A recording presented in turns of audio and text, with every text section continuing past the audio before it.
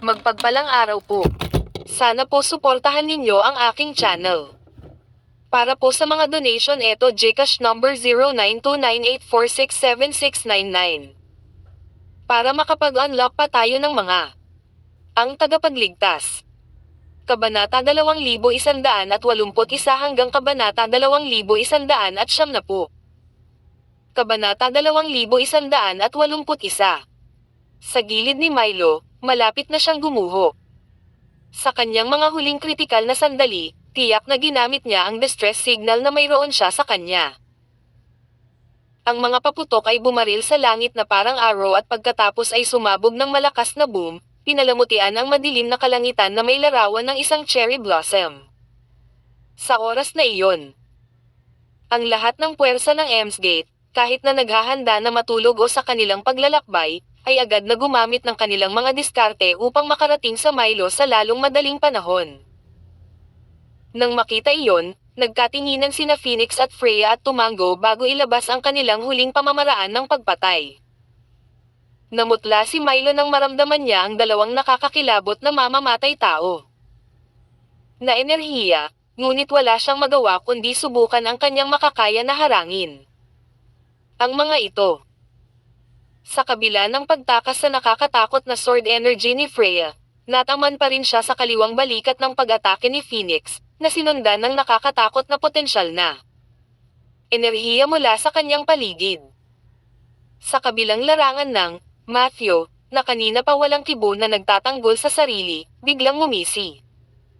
Anak, halos mamatay ka na, pero bago pa matapos magsalita si Matias, nakaramdam siya ng panginginig sa kanyang gulugod matewang nakamamanghang slash ni ang huli niyang nakita.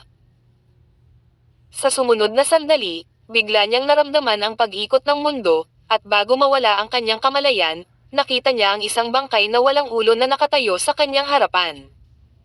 Ako ba iyan? Leon ang huling naisip niya bago mamatay, at ang eksenang iyon ay natural na nahulog sa mga mata ng karamihan. Nagulat ang mga nakababata matumabilas na laslas ni at nahulog sa mahabang pagkabigla. Samantalang ang mga nakakatanda, tumingin sila sa walang ulo na si Matias bago tumitig mato na may hindi magiliw na mga tingin. Yung mayabang na brat. Ang lakas ng loob niyang patayin ang isa sa atin. Sa sandaling iyon, biglang naging mamamatay tao ang kapaligiran, na ikinatutuwang makita ni na Aurelius at Orlaith. Matthew nakuha ang sarili sa problema sa pamamagitan ng pampublikong pagpatay sa Golden Swordsman. Sa kung paano kumilos ang mga puwersang iyon ng Emsgate, ito ay isang sama ng loob na kailangan nilang ayusin. Bago pa sila makakilos, isang itim na anino ang lumilipad na parang hangin, lumulutang sa gitna ng karamihan at dumating bago Matthew. Nang tumayo ang anino na iyon, agad siyang nakilala ng karamihan bilang isa sa mga Marine Corps emissaries. Sa paghusga sa kanyang kinatatayuan, narito siya upang protektahan Matthew. Sa kabilang banda, mas maganda ang hitsura ng malubhang na sugatan na si Milo pagkatapos uminom ng restorative pill. Itinulak niya sa gilid ang apprentice na umalalay sa kanya at nag-iisang lumapit. Matthew, pinatay ang ating Golden Swordsman. Isang buhay para sa isang buhay. Ganyan na noon pa man. Hindi mo ba naisip na may kinikilingan ka para protektahan ang lalaking iyon? Sa sandaling sinabi niya ang mga salitang iyon, ang mga tao sa likod niya ay agad na naghiyawan. Nang hanmarap sa agresibong pulutong, binaliwala ni na Freya at Phoenix ang lahat at tumabi Matthew. Sa ilalim ng kanyang itim na damit, sinabi ni Bambo, isa sa 18 Marine Corps emissaries, dakilang Octavian, sana tumigil ka na sa pagsisinungaling sa sarili mo. Sa tingin mo ba walang nakakaalam na ikaw at ang Golden Swordsman ay nakalusot matno kwarto ni? Sinubukan yung dalawa na patayin siya, ngunit isa sa inyo ang napatay sa halip, kaya matukumilos bilang pagtatuanggol sa sarili. Nang matapos siyang magsalita, ang galit na puwersa ng Emsgate ay agad na huminahon at tumingin kay Milo na may nagtatakang tingin. Tungkol Matthew's assassination, alam ng lahat na kung hindi ginawa ito ni na Milo at Matias, gagawin ito ng ibang puwersa ng Emsgate kung magkakaroon sila ng pagkakataon. Gayunpaman, hindi lamang nabigo ang dalawang iyon sa kanilang misyon, ngunit ang isa sa kanila ay napatay pa. Nakakahiya iyon. Samantala, Matthew ay naubos matapos gamitin ang secret technique ng Blood Reaper at ang Sword Break. Bumagsak na sana siya sa lupa kung hindi lang siya nakasandal sa pader. Bukod doon, naiintindihan niya kung bakit paprotektahan siya ni na Phoenix at Freya. Magkaibigan sila, kung tutuusin, ngunit natarante siya sa biglang pagsulpot ng Marine Corps emissaries. Wala silang kinalaman sa isa't isa, kaya ito ni Martin. Kabanata 2182. Matapos lumabas sina Levi at Martin na may tiyak na plano, umalis si Levi. Gayunpaman, sa pag-alis niya sa balkong pandigma, agad siyang nawala sa hangin. Sa ilang segundo, dumating siya sa isang cruise gamit ang sining ng lason. Nakapagtataka, walang nakapansin sa kanyang pag-iral. Pagkatapos ng ilang pagtalon, lumitaw siya sa dagat 1 milya mula sa fleet. Kasalukuyan siyang nakahawak sa isang payat na nasa katanghaliang gulang na lalaki sa kanyang kamay. Alam mo bang nalantad ang iyong pabango? Walang pakialam niyang tanong. Ang nahuli na lalaki ay agad na pinagpawisan ng malamig, at ang nakamamatay na layunin na ipinalabas niya ay naglaho. Gayunpaman, ang lamig na ibinubuga niya mula sa mga buto ay nagpasindik kay Levi. Ang taong iyon ay si Lord Voodoo sa ilalim ng disguise. Wala siyang choice. Bagamat umasa siya sa ordinaryong sumpang surot para pigilan ang kanyang pabango, hindi niya ito maitatago ng matagal nang wala ang kanyang cultivation base at immortal bugs. Pakiusap bigyan mo ako ng isa pang pagkakataon, Master Levi. Kailangan ko ng enerhiya. Hayaan mo lang akong mabawi ang cultivation base ko, kahit kalahati lang nito. May tiwala akong kaya kung ibagsak si Fabian Blanc at makuha ko ang Rainbow Devil Serpent. Matapos sabihin iyon ni Lord Voodoo, tumahimik ang kapaligiran. Binibigyan kita ng huling pagkakataon. Kung nabigo ka, paalam na. Habang sinasabi iyon ay itinaas ni Levi ang kanyang braso. Nang bumitaw siya, dahan-daang lumabas sa kanyang palad ang isang silver cicada. Matapos nitong iling ang katawan, himalang gumaling ang sugat sa palad ni Levi. Nang mapanood iyon, nakaramdam ng inggit si Lord Voodoo sa kanya. Leon ang immortal cicada na espesyal na nilinang niya para kay Levi para mailigtas ang sarili niyang buhay. Sa una, ang cicada ay kulay tanso, ngunit hindi nagtagal at ito ay naging kulay pilak. Kung itataas niya ito hanggang sa maging ginto, magagawa niyang patayin ang isang kaaway na nakatayo sa layon na 100 hakbang ang layo. Sa oras na iyon, ang cicada ay hindi iamang magiging isang immortal na bug, na magkakaroon ito ng napakalaking kapangyarihan. Habang nag-iisip si Lord Voodoo, nanginginig ang mga pakpak ng silver cicada at lumipad papunta sa kanyang batok. Kasunod ng parang karayom na bibig na tumusok sa acupoint sa kanyang batok, isang marilag na apoy ng nimbus ang pumuno sa kanyang buong katawan. Patuloy na tumaas ang nimbus, dahilan upang maramdaman ni Lord Voodoo ang pagbabago sa kanyang katawan. Ang cultivation base na nawala sa kanya ay kasalukuyang bumabawi sa mabilis na bilis. Pagkatapos ng ilang paghinga, bumalik siya sa sukdulan ng kanyang lakas at bahagyang lumakas ang pakiramdam. Salamat, Master Levi. Sa pagdampi ng kanyang mga paa sa ibabaw ng tubig, lumuhad si Lord Voodoo sa isang tuhod. Sa malayong fleet, gayunpaman, isang tunog na kasing lakas ng bomba ang tumunog. Hindi nagtagal, isa pang alon ng matinding labanan ang naganap. Makinig ka sa akin. Ito na ang iyong huling pagkakataon. Huwag mo akong bigin, baka ikaw ang magdadala ng kahihinatnan. Sa sandaling lumabas ang mga salitang iyon sa kanyang bibig, muling nawala si Levi, naiwan si Lord Voodoo na tumango na may seryosong ekspresyon. Ang mga bug ay umaasa sa mga tao para sa kanlungan, habang ang mga tao ay umaasa sa mga bug upang mabuhay. Para sa immortal bugs, ang kanilang pag-iral ay komplementaryo sa kanilang mga host. Kung mas malakas ang host, mas malakas ang immortal bugs, at vice versa. Dahil doon, sa wakas ay napagtanto ni Lord Voodoo kung gaano kalakas si Levi. Sa pag-asa lamang sa isang immortal na bug, nagawa ni Levi na ibigay sa kanya ang pinakamataas na lakas kahit nang nawala si Lord Voodoo sa kanyang cultivation base. Bukod dito, mas malakas ang pakiramdam niya kaysa dati. Leon lamang ay sapat na upang patunayan ang hindi mahuhulaan na kapangyarihan ni Levi. Sa pag-iisip na iyon, ang mga mapanghimagsik na kaisipan na una ng kinimkim ni Lord Voodoo ay nagsimulang maglaho.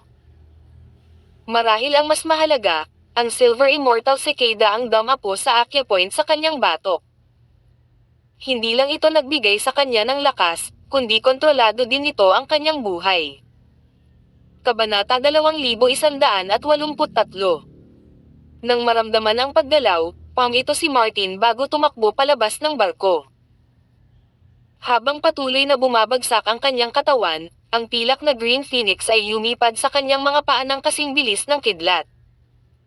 Hawak ang 2 sandata sa bawat kamay, siya at ang kanyang mabalahibong kaibigan ay sumugod pasulong.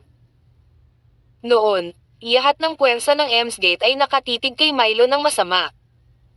Siyempre, ang pait sa kanilang mga mukha ay tumagal ng 1 segundo.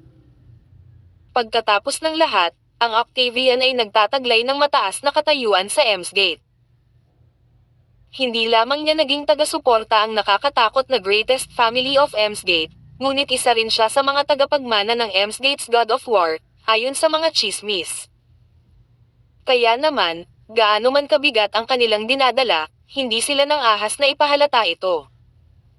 Kapag nasaktan nila siya, magbabalik ang kanilang plano. Gayunpaman, kahit anong pilit nilang pagtakpan ang kanilang mga damdamin, sapat na ang tahimik na kapaligiran upang ipakita ang kanilang mga iniisip. Agad namang nadismaya at nagalit si Milo nang maramdaman ang pagbabago ng kapaligiran. Kaya naman, tahimik siyang nagpadala ng hudyat sa kanyang 2 alagad, na nagudyok sa 2 na lumabas sa karamihan. Matthew, na naging sentro ng atensyon, ay kasing balisa ng isang pusa sa isang mainit na bubong ng lata. Ang paghaharap ay hindi magtatagal, dahil ang isang malaking labanan ay sumiklab anumang oras ngayon. Gayunpaman, hindi niya pinagsisihan ang pagpatay sa Golden Swordsman. Ang mga mamamatay ay palaging nauuwi sa papatayin. Kung bibigyan siya ng pagkakataon, ang bawat miyembro ng Emsgate ay isa-isang mamamatay sa kanyang mga kamay. Gulat na gulat sina Freya at Phoenix na nakatayo sa harapan niya. Hindi nila inaasahan pero maging walang ingat, pinapatay si Matthias ng walang pag-aalinlangan sa harap ng maraming tao. Una, naglakas loob sina Freya at Phoenix na patayin si Milo dahil malakas ang kanilang mga taga-suporta. Habang ang hari ng Timog at ang walang kapantay na Escrimador ay sapat na upang pigilan ang karamihan. Pangalawa, sila ay bihasa at nilagyan ng lakas. Kaya, hindi nila kailangang mag-alala tungkol sa hindi gaanong mahalagang paghihiganti na darating sa kanila. Paano kung Matthew? Siya ay isang nag-iisang tao. Freya at Phoenix. Siyempre, iyon ay dahil mahirap makuha ang impormasyon ni na mababang profile. Habang matno namuhay na may. Kung maglalabas sila ng mga taga-suporta, gagawin matukulang sa kanila. Hindi kasama ang anumang paglahok ng mga interes at ang malapit na nauugnay na puwersa sa itaas na antas, mayroong 2 grupo sa 10 pinakadakilang pamilya ng Cathay. Ang isa ay si Wilfred Cosby, na nagligtas na tumila sa bingit ng kamatayan, habang ang isa ay Matthew ang master ni Old Mr. Bane. Ang isa pang taong dapat banggitin ay si Billy Newman, ang disipulo ng God of War ni Cathay. Kung mato nakatagpo ng isang krisis sa buhay dito, ang mga taong ito ay hindi mananatili. Ang kasalukuyang sitwasyon ay nagparamdam sa kanya ng pag-aalinlangan. Noong binanggit ni na Lola at Hildegard ang isang krisis sa buhay, inakala niyang hindi lang ito simpleng isyu. Sa halip, Ang tinutukoy nila ay isang sakuna na kaakibat ng sunod-sunod na aksidente na maaaring ilagay sa panganib ang kanyang buhay. Tulad ni Matonawala sa pag-iisip, ang dalawang alagad ni Milo ay muling bumalik sa venue, nagtulak sa mga tao at naglagay ng isang malaking kahon sa tabi niya. Itinaas ni Milo ang kanyang kamay at idinin ang acupoint sa kanyang buong atawan, at nang lumuwa siya ng isang subo ng dugo, tumaas ang aura na kanyang pinalabas. Maaaring hindi maintindihan ni Phoenix at ng iba pa ang kanyang ginagawa, ngunit nararamdaman nila ang abnormalidad nito. Subconsciously, kinabahan sila. Sa susunod na segundo, pinapanood nila siyang sinisipa ang higanteng kahon at ibunyag ang mga bagay sa loob nito. Pagkatapos, yumuko siya para kunin ang mga ito. Sila ang kayamanan ng pamilya ng Octavian, Octobronze Ekbao at Cloudpiercer. Pagkatapos, kinuha niya ang arrow at iginuhit ang string ng sabay-sabay. Kaagad, natanto ni Phoenix at ng iba pa ang kanyang intensyon. Ang Arctexo ay nahulog sa lupa, na nagdulot ng mga sparks na nabuo dahil sa friction. Nanguna si Freya na may hawak na lagari, at nang tumaas ang lakas ng espada sa pinakamataas, ang anino nito ay naging banayad na hugis ng dragon. Kabanata 2184. Kasabay nito ang pagpapakatatag ni Phoenix at pinag-cross ang mga braso sa harap ng kanyang dibdib. Sa ilalim ng epekto ng espiritual na kapangyarihan, ang kanyang mga braso ay kumikinang ng maliwanag sa ningning ng isang ruby.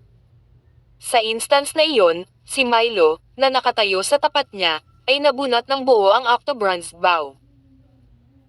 Ako, ang dakilang Octavian, ay kukuha ng buhay ng sinuman ayon sa gusto ko, at walang makakapidyo sa akin.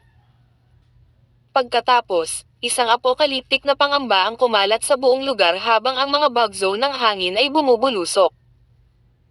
Nang mailabas na ni Milo ang Cloudpiercer, mukhang pagod na siya habang bumagsak sa mga bisig ng kanyang mga tauhan. Gayunpaman, bakas sa mukha niya ang kasiyahan. Naunawaan ni Freya ang kakilakilabot ng Cloudpiercer.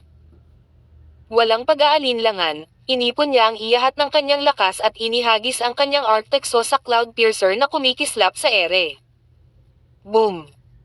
Isang nakakabinging tunog ang umalangaw-ngaw sa lugar. Ang anino ng dragon ay lumitaw mula sa pagsasayaw ng kanyang talam at nakipagsagupaan sa palaso, ngunit ang anino ay nawala sa manipis na hangin ng hindi nagtagal. Dahil sa impact ng banggaan, lumipad ang lagari mula sa kamay ni Freya. Tulad ng para sa kanya, siya ay malubhang nasugatan, ang kanyang mga organo ay naapektuhan, at siya ay nagsusuka ng dugo. Ang dati niyang pagiging agresibo ay nawala na rin. Sa kabaligtaran, ang Cloudpiercer ay kasing lakas ng dati habang papasok ito mato direksyon ni I freeze. Sumigaw si Phoenix at inabot ang palaso sa bilis ng kidlat. Dahil sa kanyang pakikialam, ang Cloudpiercer, na buong lakas na naglalakbay, ay biglang huminto. Sa sumunod na segundo, bumagsak ang kanyang ekspresyon nang maranasan niya ang nakakatakot na kapangyarihan ng palaso.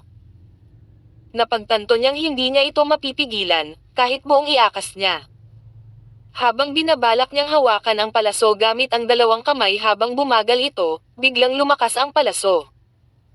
Sa isang madugong sandali, nakalaya ito sa pagkabihag. Samantala, ang kanyang kanang braso ay puno ng mga pinsala sa buong katawan, at siya ay dumudugo ng husto. Nawalan din siya ng 3 daliri sa pagsubok. Mabilis na nangyari ang eksena, bagamat parang walang hanggan. Habang papunta ang Cloudpiercer Matthew Zanoni, naisip na ng mga taga-Ems Gate sa pinangyarihan ang kanyang pagkamatay na may saya sa kanilang mga mukha. Tungkol naman sa Matthew, gusto niyang iwagayway ang Blood Reaper upang labanan ang kamatayan na mabilis na nalalapit. Gayunpaman, sinamantala niya ang pagkakataon ng kapangyarihan mula sa mga pag-atake ni Phoenix at Freya, na sumalubong sa kapangyarihan ng Blood Reaper, upang patayin si Matthias. Pagkatapos ng pag-ataking iyon, nawalan siya ng lahat ng lakas hanggang sa puntong imposibleng may angat pa niya ang Blood Reaper. Nakakadismaya na umupo at maghintay sa kamatayan. Dahan-dahan niyang ipinikit ang kanyang mga mata sa pag-isip sa kanyang isipan. Gustong pigilan ni Freya at Phoenix ang arrow, ngunit pareho silang nasugatan ng husto at walang magawa, dahil sa nakakabaliw na bilis ng Cloudpiercer. Wala silang choice kundi panoorin ang paglipad nito patungo Mathuluni. Sa gitna ng kawalan ng pag-asa, isang figure ang nagpakita sa tabi Mathu at itinaas ang kanang kamay para kunin ang buntot ni Palaso. Sa isang twist, pinilit niya ito sa direksyon kung saan ito nanggaling. Ang Cloudpiercer ay gumawa ng 360 at lumipad sa direksyon ni Milo. Klang! Nakarinig sila ng malakas na tunog habang ang Cloudpiercer ay napunit ang isang panang. Malalinam sa metal deck ng cruise, ang buntot nito ay nanginginig na parang baliw. Kasabay nito, si Milo ay basang-basa sa malamig na pawis, napakalapit na niya sa kamatayan. Kung lumipad ng ilang pulgada ang palaso ay tumagos ito sa kanyang.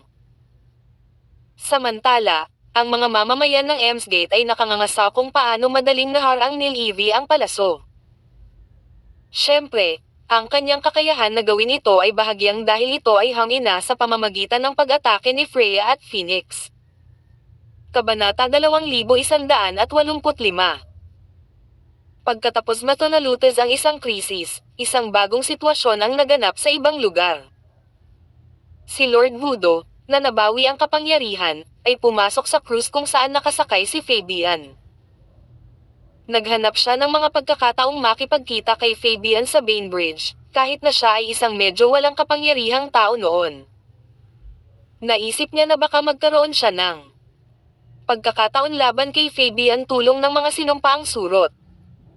Sa kanyang pagkabigo, mula nang pagmasdan niya si Fabian, napansin niya na ang kanyang target ay tila laging nananatili sa kanyang malit na bakuran.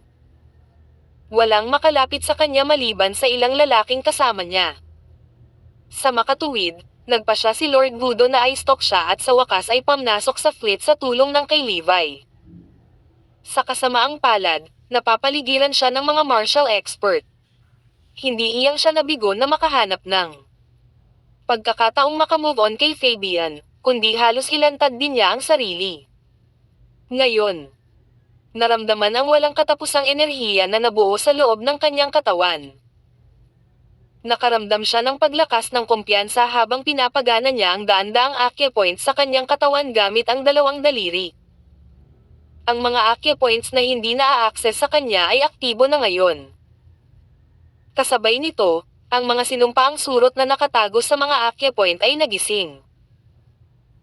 Sa sapat na espiritual na kapangyarihan, hindi niya kailangang mag-alala tungkol sa mga kulisap na kumakain sa kanyang dugo at laman dahil sila ay nagugutom sa espiritual na kapangyarihan. Pagsapit ng gabi, sumugod ang mga mamamayan Gemsgate Matthews Battlefield, na iniiwan ang cruise na mukhang disyerto. Nang tumuntong si Lord Voodoo sa cruise, bitbit ang isang kahon na kahoy na kasing haba ng tao sa kanyang likod, nabangga niya si Fabian, na nakasandal sa rehas sa deck. Kitang-kita, naghihintay si Fabian sa kanyang pagdating. Bastos kang daga. Sa wakas nagpakita ka na. Palagi kong nararamdaman na binabantayan ako ng ilang sandali. Kaya, iyon ang iyong ginawa. Tama ba ako, Lord Voodoo? Mula nang siya ay nasa Bainbridge, naramdaman niya na siya ay sinusubaybayan. Sa una, pinaghihinalaan niya ang mga lalaki mula sa Martial League, ngunit hindi niya isinama ang posibilidad dahil ang parehong pakiramdam ay nananatili kahit na siya ay nasa high sea. Ayon ang dahilan kung bakit pinili niyang manatili sa cruise na mag-isa sa kabila ng malaking kaguluhan katapusan ni. Ang layunin niya ay hintayin ang pagdating ng palihim na daga.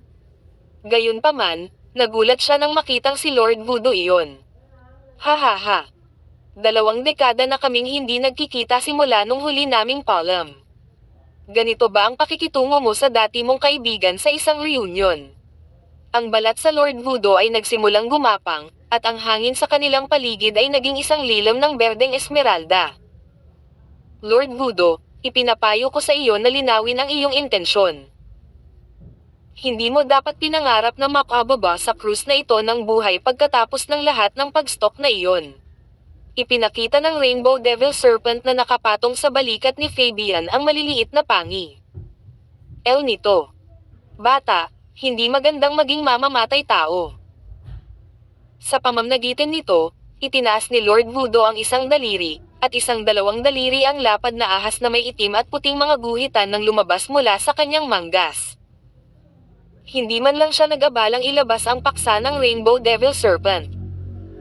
Kapag natalo niya si Fabian, ang ahas na iyon ay nasa kanya.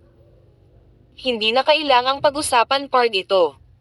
Nang makita iyon, napangiti si Fabian. Lord Voodoo, tumatanda ka na. Parang bumabalik din ang isip mo. Hindi mo ba alam kung bakit ako tinawag na Panginoon ng lahat ng serpiente? Ha ha ha. Ang paglalaro ng mga ahas sa harap ni Fabian ay parang pagpapakitang gilas sa isang master. Ang Rainbow Devil Serpent na damapo sa kanyang balikat ang may pinakamatanda at pinakadalisay na dugo sa lahat ng ahas. Gayunpaman, nagkibit balikat lang si Lord Voodoo sa pangungutya ni Fabian. Walang kwenta magsalita. Labanan natin ito.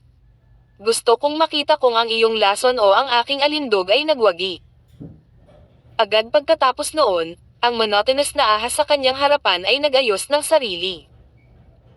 Inilantad ang matatalas na pangil nito sa hangin at sumisitsit ng may pananakot. Ito ay tila mas malakas kaysa sa Rainbow Devil Serpent, kahit nasa ibabaw. Ang pagganap ng ahas ay nagulat kay Fabian.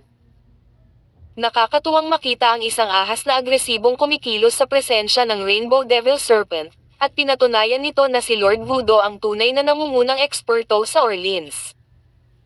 Kabanata 2186. Habang ang monochrome na ahas ay mukhang mapagmataas, ang Rainbow Devil Serpent ay dumausdas pababa mula sa balikat ni Fabian. The moment that it touched the floor, it arched its back and raised its body into a bow-like posture. Kahit na ang Rainbow Devil Serpent ay lumitaw na mas agresibo at magarbo kaysa sa kanyang kalaban. Ang monochrome snake ay hindi nagpakita ng takot habang ito ay sumirit at pumulupot, handa para sa labanan. Sa ilalim ng titig ni na Fabian at Lord Voodoo, ang dalawang ahas ay nagtapon sa isa't isa. Habang iniiwasan ang mga pangil, naghanap sila ng mga pagkakataon upang maglunsad ng isang nakamamatay na pag-atake. Ang dalawang ahas ay halos pareho sa mga tuntunin ng kanilang liksi, at ang tagumpay ay matutukoy sa pamamagitan ng panig na namamahala upang maunawaan ang kahinaan ng mga kalaban nito. Pinanood ni Lord Voodoo ang pakikipaglaban ng ahas at iminungkahi, Fabian Blanc, sa palagay ko ay magtatagal ang isa sa kanila upang maging matagumpay. Bakit hindi natin simulan? Tumanggaw si Fabian bilang pagsang-ayon. Siyempre. Hindi ako makatiis na tinatitigan ako ng daga. Halos kaagad, pinagpag niya ang kanyang manggas at nagkalat ng ilang kinang na kumikinang sa ilalim ng liwanag. Sa tapat niya, alam ni Lord Voodoo na ang kinang ay maganda sa ibabaw ngunit nakamamatay kung malalanghap. Dahil doon, tinakpan niya ang lahat ng mga butas sa kanyang mukha at marahang tinapik ang kahoy na kahon sa kanyang likod. Hindi nagtagal, ang mga alakdan, alupihan, at iba pang sinumpaang mga surot ay lumabas sa kahon. Ang ilan sa kanila ay gumapang sa sahig na gawa sa kahoy ng deck mula sa katawan ni Lord Voodoo. Nang makakita sila ng bitek, ang mga nakakalason na bug na ito ay mabilis na nagtago doon. Ang ilan ay gumapang sa kamisete ni Lord Voodoo at mahigpit na idiniin sa kanyang balat. Gayunpaman, ito ay isa lamang simpleng paghahanda para sa laban sa hinaharap. Nakatayo doon si Lord Voodoo, na sumakop sa Orleans gamit ang kanyang alindog, at sa tapat niya ay ang may-ari ng Isle of Snakes.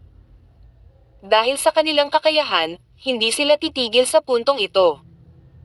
Maaaring nagpapalitan sila ng mga pag-atake sa publiko, ngunit nilalayo nilang kitilin ang buhay ng isa't isa ng palihim. Bata, huwag mo akong sisihin kung bakit hindi kita binibigyan ng pagkakataon. Ibibigay ko ang iyong 3 galaw sa unahan ko. Go! Magalang na hinarap ni Lord Voodoo ang kanyang kalaban habang ipinapakita ang kanyang pagtitiwala, ngunit mayroon siyang planong nakapatay sa lugar. Sa kabila ng pagsasabing hahayaan niyang gumawa ng 3 hakbang si Fabian bago ang kanyang pag-atake, nagpasya siyang tambangan kaagad si Fabian. Bigla niyang pinagpag ang kanyang manggas, at ang mga surot ay bumuhos sa sobrang galit. Sa pagharap sa hindi inaasahang pag-atake, nagulat si Fabian sa kawalang hiyaan ni Lord Voodoo. Dahil nahuhuli siya, winageway niya ang kanyang braso para makagawa ng nakakasilaw na liwanag. Lang pilak na karayom ang tumusok sa mga surot at pinatay sila sa hangin. Bago pa siya makahinga, nakaramdam siya ng biglaang pananakit sa kanyang bukong-bukong. Nang siya ay tumingin sa ibaba, nakita niya ang ilang mahahabang alupihan na natipon sa kanyang mga paa, na kumikinang sa kanilang may kantab na itim na kabibi. Ang pinaka-natakot sa kanya ay ang hukbo ng malilit na kuto na gumagapang patungo sa kanyang pinsala sa pamamagitan ng katawan ng mga alupihan. Tumindig ang balahibo niya sa nakakakilabot na tanawin. Kung ang mga kuto ay pumasok sa kanyang katawan, kailangan niyang malaglag ang isang layer ng balat kahit na nakaligtas siya sa pag-atake. Sa susunod na pagkakataon, nagmamadali siyang natapakan ang mga surot. Nang lumitaw ang mga magaan na footmark sa metal deck, agad na lumipad ang mga nilalang.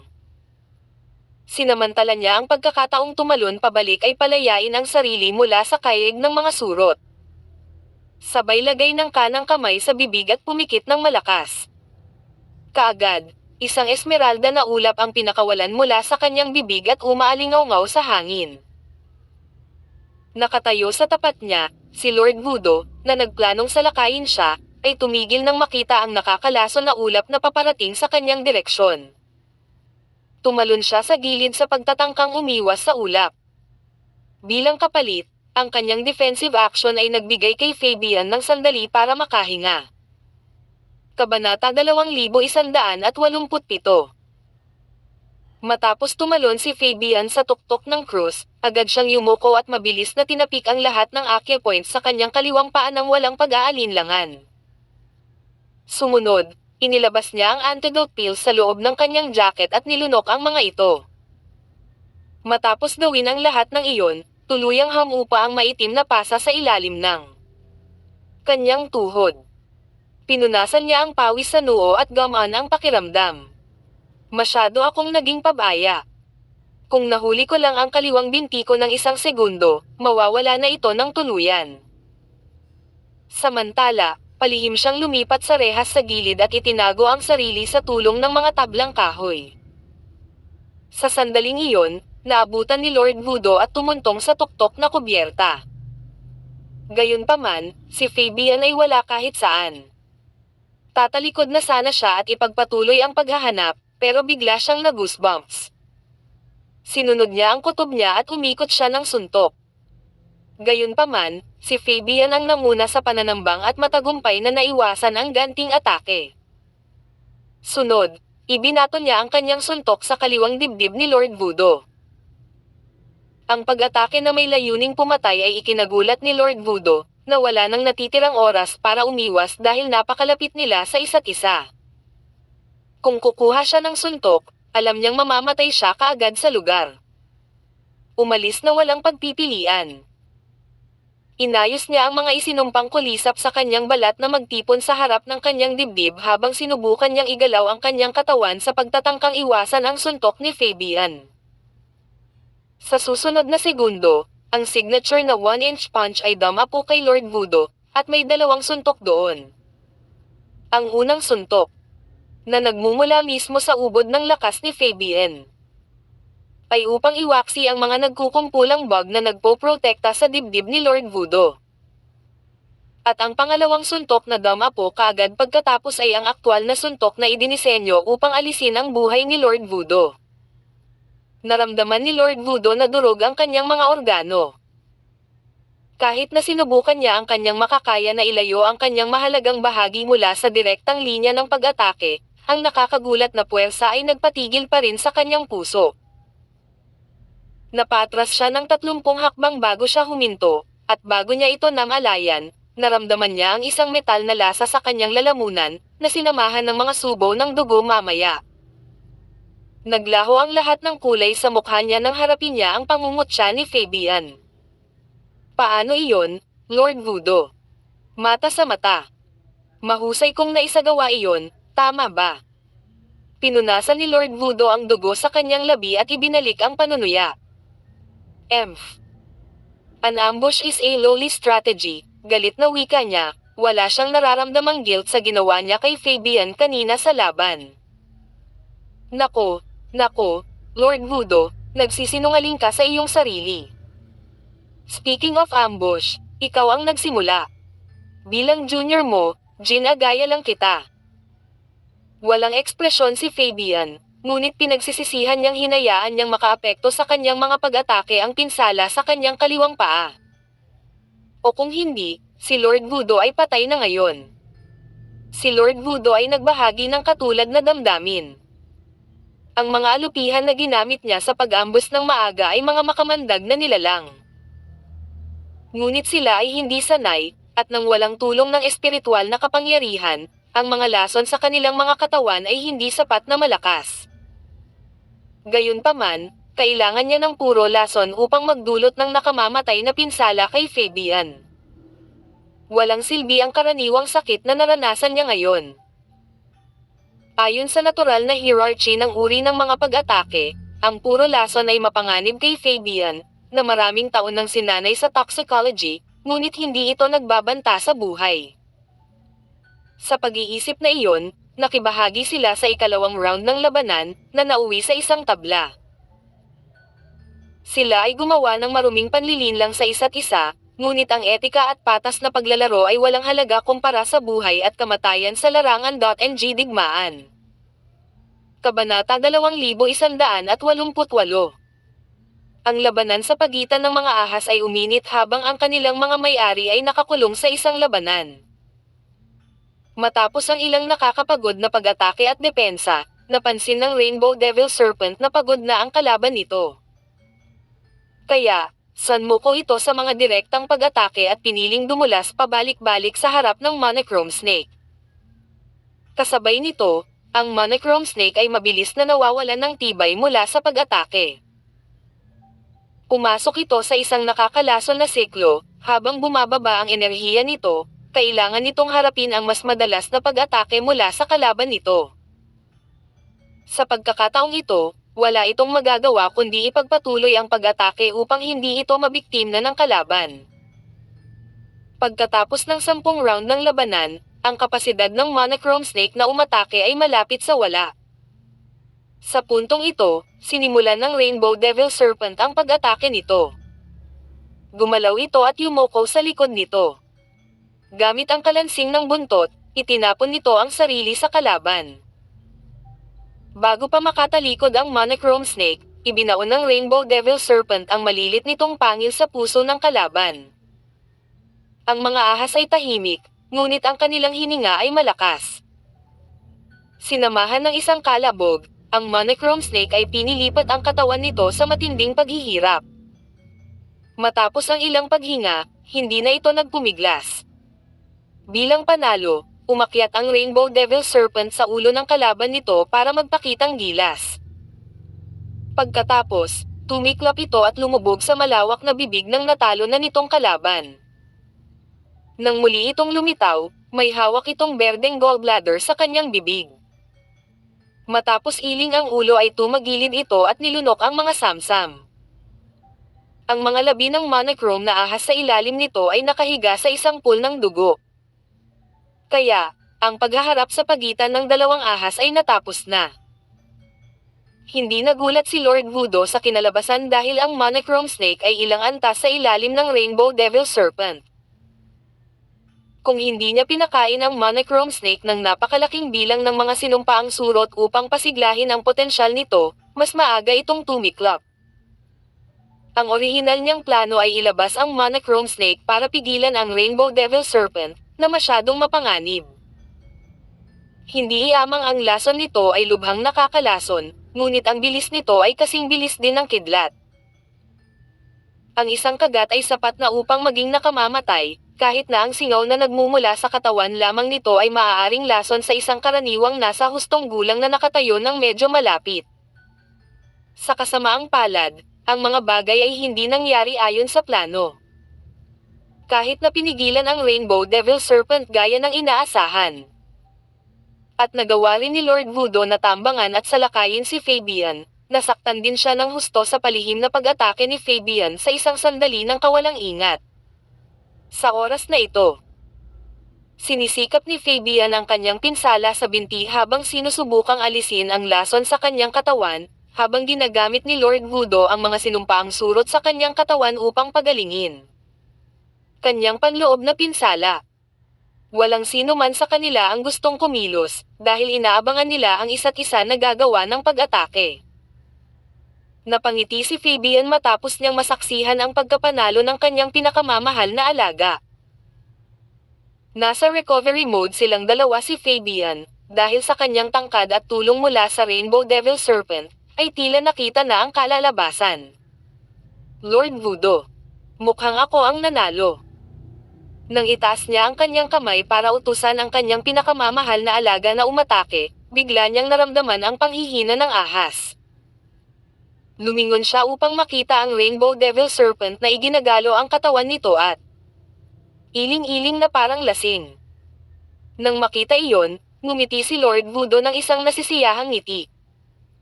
Ngunit dapat mo ring sisihin ang Rainbow Devil Serpent sa pagiging matako. Ha ha ha.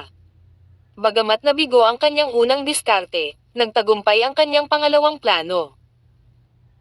Kapag na-control na niya ang Rainbow Devil Serpent, babawasan niya ng hindi bababa sa kalahati ang kakayahan ni Fabian sa long-range attack. Kabanata 2189.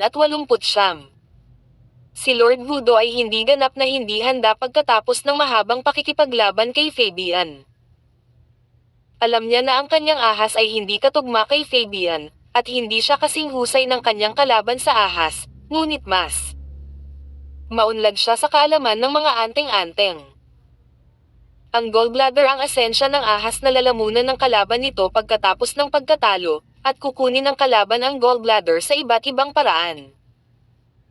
Kaya naman, nagpa siya si Lord Voodoo ng magdagdag ng parang ecstasy na alindog sa gallbladder ng kanyang ahas. Ang kakaibang alindog na ito ay ipinasa mula sa mga henerasyon bago ito kilala bilang Ilkers. Nais ni Lord Voodoo na kunin ang kanyang kamay sa Rainbow Devil Serpent upang sanayin ito sa isang walang kamatayang ahas. Sa kabilang banda, alam niyang imposibleng lasunin ang ahas, kaya pinili niyang mag-set up ng bitag gamit ang Ilkers, na gumana. Pakiramdam niya ay naka-recover na siya, tumayo siya sa pader at inayos ang katawan. Masyado niyang naintindihan na dapat kunin ang pagkakataon at huwag mag-aksaya ng oras. Sa ilalim ng kanyang mga utos, ang maliliit na sinumpaang mga surot, na nakatago sa mga bitik ng kubyerta, ay lumitaw mula sa lahat ng direksyon. Sa sumunod na segundo, dahan-dahan silang nagkukumpulan kay Fabian. Ang buong cruise ay tala natatakpan ng isang nakakatakot na layer ng manipis na itim na belo. Fabian Blanc, saan ka tumatakas, ngayong nasa ganitong sitwasyon ka? Napangiti si Lord Voodoo habang nakatitig sa nasugatan na kaliwang binti ni Fabian. Noon, sa wakas ay nakita ni Fabian ang maselang plano ni Lord Voodoo. Una, pinigilan ni Lord Voodoo ang Rainbow Devil Serpent, na sinundan ng paghila ng dirty trick para maparalisa ang kaliwang binti ni Fabian. Pagkatapos, pinilit niya si Fabian sa tuktok na kubyerta habang ginagawang walang kakayahang umatake ang ahas. Mahirap para kay Fabian na makatakas gamit ang isang paa na gumagana.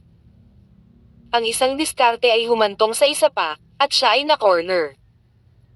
Si Fabian, na sigurado sa kanyang tagumpay, ay mukhang namumula na ngayon. Haha! Lord Voodoo, iyon ay isang mahusay na pagpapatupad ng isang henyo na diskarte. Pero sa tingin mo mananalo ka. Pagkatapos, sumigaw siya. Rainbow. Ang ahas na kanina pa nakahilig sa balikat ni Fabian ay biglang natigilan at napatingin sa may-ari nito. Kumikislap ang makikinang na mga mata nito ng kagat-kagat sa leeg ang may-ari. Nang makita iyon, nanginig si Lord Voodoo kahit na wala siyang ideya tungkol sa layunin ng paglipat.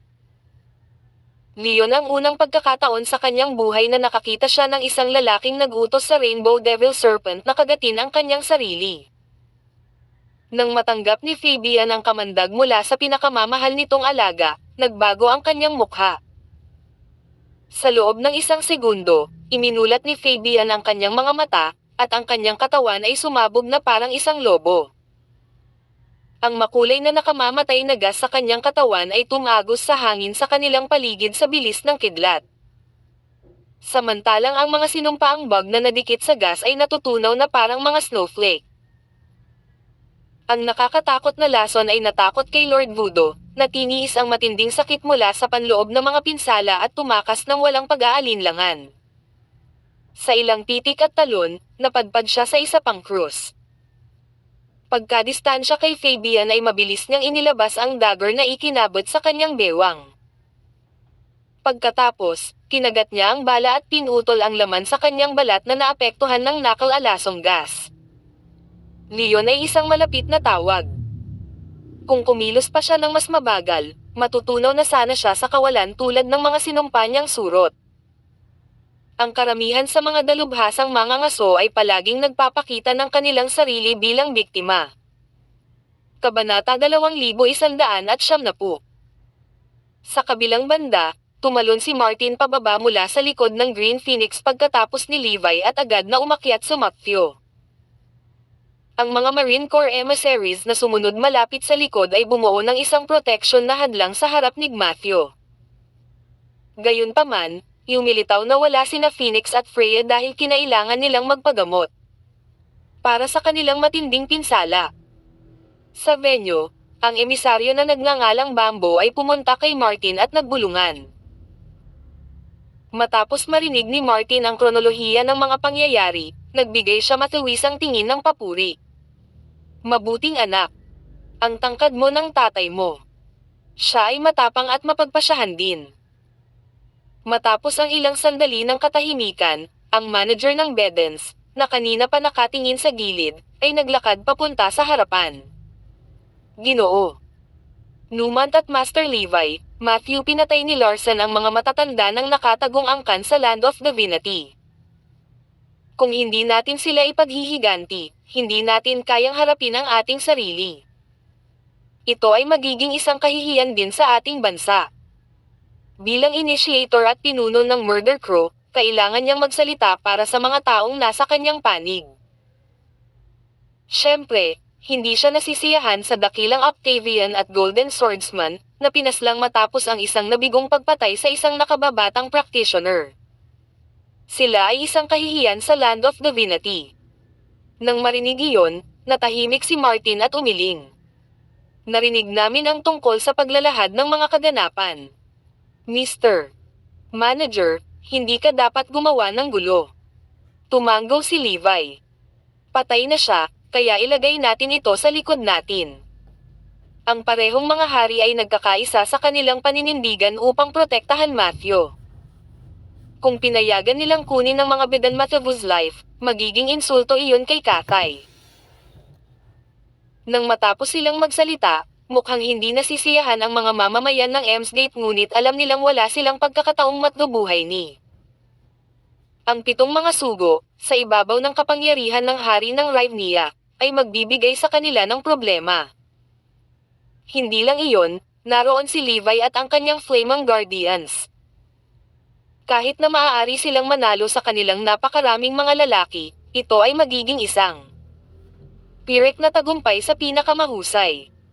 Sa pag-iisip na iyon, ang manager ay nanunuya at sinabi, dahil ang 2 ginoo dito ay nagpipilit na protektahan ang mamamatay tao, wala kaming pagpipilian kundi bisitahin ang Bainbridge at humingi ng hustisya mula sa Martial League ng iyong bansa. Matthew Larson, maghintay ka sa pamumuno at parusa ng Martial League. Matthew, hindi inaasahan ang antas ng kawalang hiyaan na ipinapakita. Hawak ang espada gamit ang isang kamay, malamig niyang sinabi, ang mga papatay ay papatayin. Ang ginawa ko ay out of self-defense. Mr. Manager, hindi ka dapat nagsinungaling sa sarili mo. Mangyaring malaman na ang hustisya ay mananaig. Naniniwala ako na ang Cathays Martial League ay mag-aalok sa iyo ng isang desisyon, ngunit hindi ko maipapangako na ito ay magiging kasiya siya. Isang mapanuksong ngiti ang ibinigay niya sa manager. Maghihintay tayo at tingnan. With that, kumaway ang manager. Magkita tayong muli sa Bainbridge.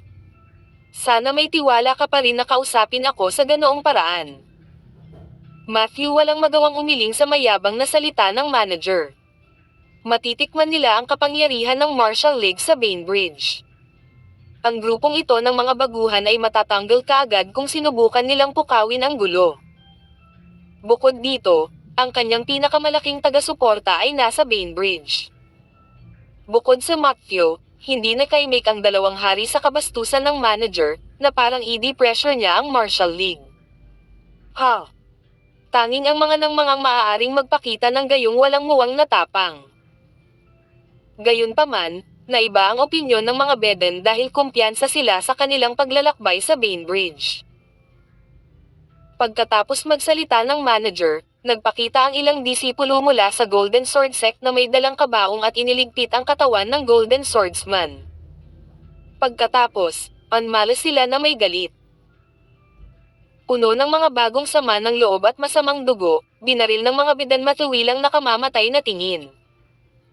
Namatay na sana siya ng ilang beses kung nakakamatay ang tingin. Maraming salamat po. God bless. I love mo mahal.